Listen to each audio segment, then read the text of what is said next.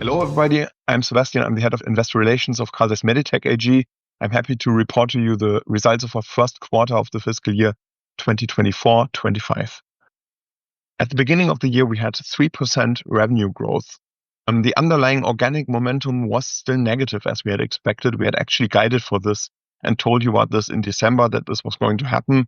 The reason for the reported growth was the DORC acquisition, which happened less than a year ago. So there was still a acquisition impact in the numbers, bringing us here into positive territory on the revenue. In the first quarter, we had a number of revenue challenges to deal with. The good news is that these will not last for the majority of the year. So we will actually see these trends improve as we continue through the year. There was on the first side a negative investment climate in the important Chinese market, where hospitals and clinics are waiting for stimulus measures to be more precisely defined and pushing back investment. It should also be said, not only about China, but globally, that a year ago we were in a strong delivery mode, actually filling up on many of the orders that had been queuing up following the supply chain bottlenecks at the back end of the pandemic unwind. And we are therefore comparing with a period when we had less than the normal growth rate in the equipment business. It was just a challenging comp, in other words. Last point, in the intraocular lens business, the implants for cataract, we had to suffer a price decline. This was expected for more than a year. This was due to a national tender, the so-called volume-based procurement in the Chinese market, where pricing compressed, and therefore the business with intraocular lenses was down quite a bit. Now to the good news. The order entry was quite strong at the beginning of the year, significantly ahead of revenue recognition. The order backlog grew by almost 100 million to 382 million in the first quarter. And while some of this is a seasonal increase at the beginning of the year, it bodes well for the future quarters, and it sets a positive tone for the rest of the year. Revenue momentum will almost certainly follow the turnaround in orders. This is, by the way, the first time in about 12 to 18 months that we've seen a consistent order turnaround here for several months in a row. We're actually confident that the bottom in the organic performance has been behind us and that we can look forward to accelerating top-line momentum as we move forward. Due to the weak organic development and the product mix issues I described, particularly the lower amount of surgical microscopes delivered, which are very profitable, the EBITA was down at the beginning of the fiscal year. This is a trend that we expect to improve as well as we move through the year and the trend stabilizes and then improves. Moving on to the ophthalmology division, our performance here was positive at 7% growth. Actually, however, that was mostly the impact of the first-time consolidation of DORC.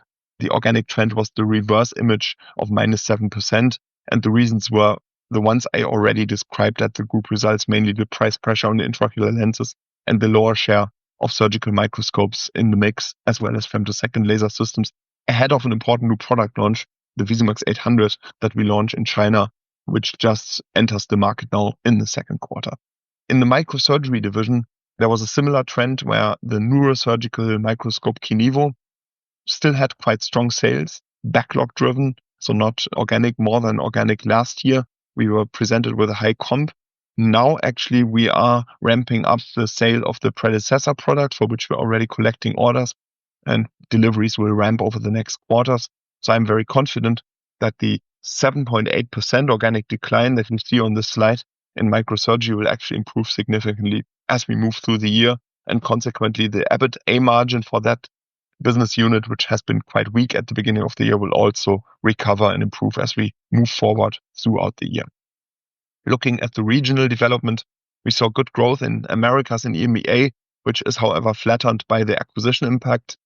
Actually, the US performance was mildly positive, whereas EMEA was slightly down year on year, excluding the big acquisition impact of DORC. The Asia Pacific performance, where the acquisition impact is less, was still negative, mainly due to the investment reluctance in China ahead of the stimulus measures, as described before.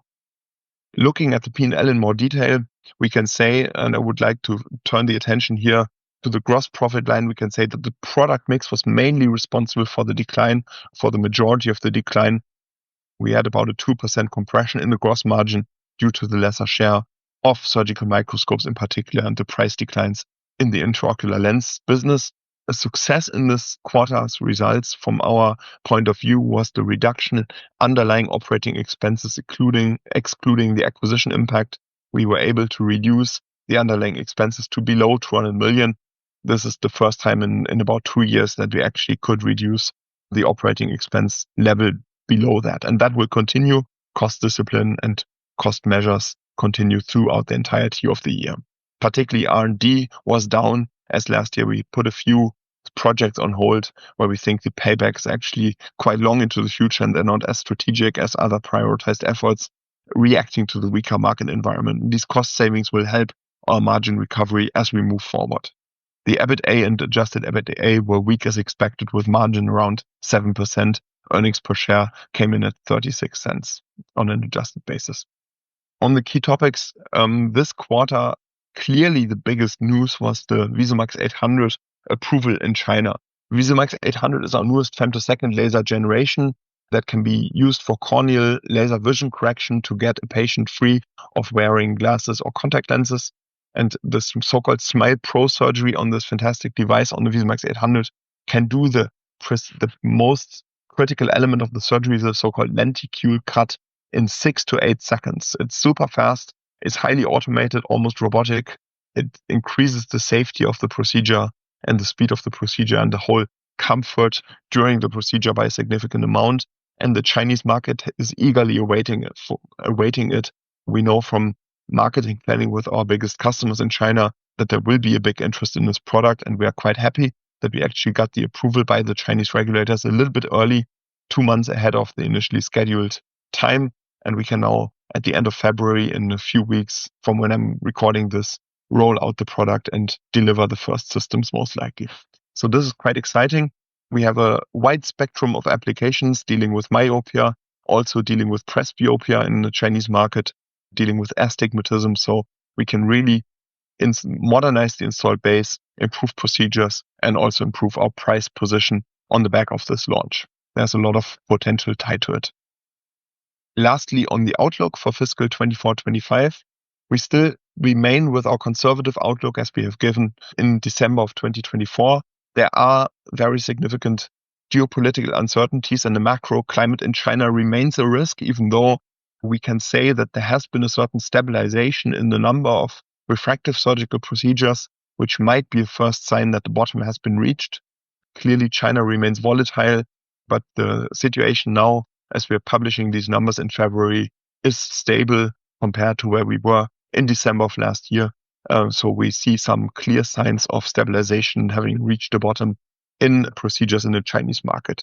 There have very recently been some warnings by competitors in the refractive space in China.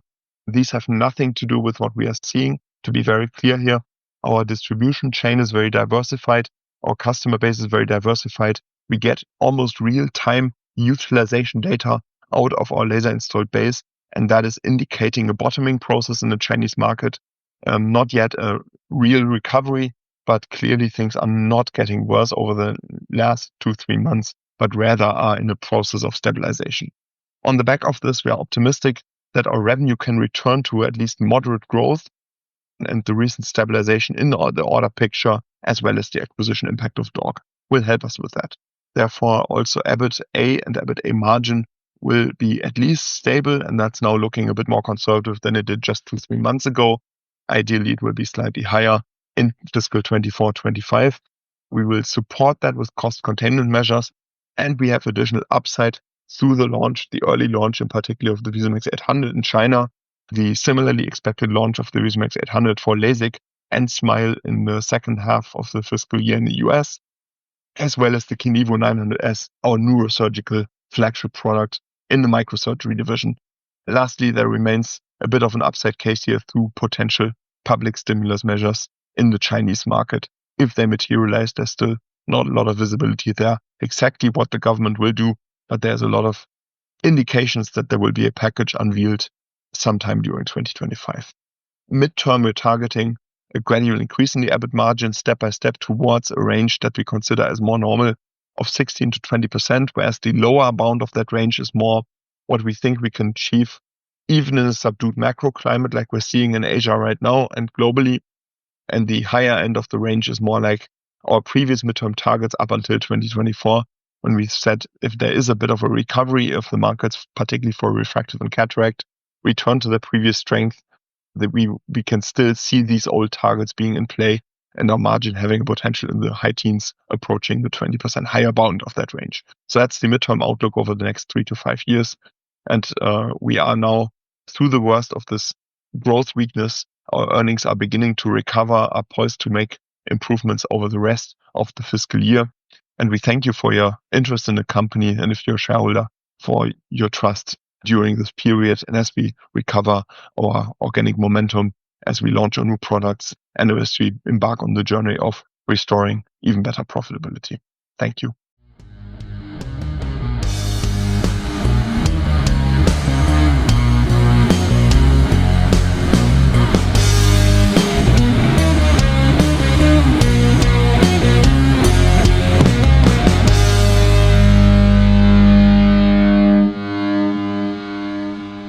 Disclaimer.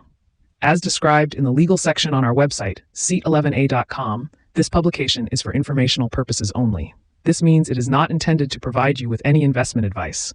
Any opinion or recommendation expressed by the companies is neither given nor supported by us and should not be considered investment advice from our side.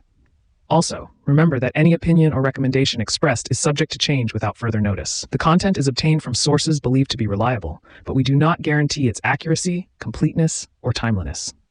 Seat11a.com and its employees disclaim all liability for any loss that may arise in any form from any use of the information in the video, audio, and on our website. We neither express any opinion on the future value of any security or other investment vehicle, nor recommend any investment based on the information provided. Please consider the publications and our website as a platform for companies to present themselves. You need to seek financial advice from an expert regarding the accuracy and appropriateness of the material presented or recommended by the companies in the publication. As we are just considered a publisher, we may hold and trade securities in the presenting company, whether it is a listed or private company. By consuming our content, you agree to these terms and the terms in our legal section on our website.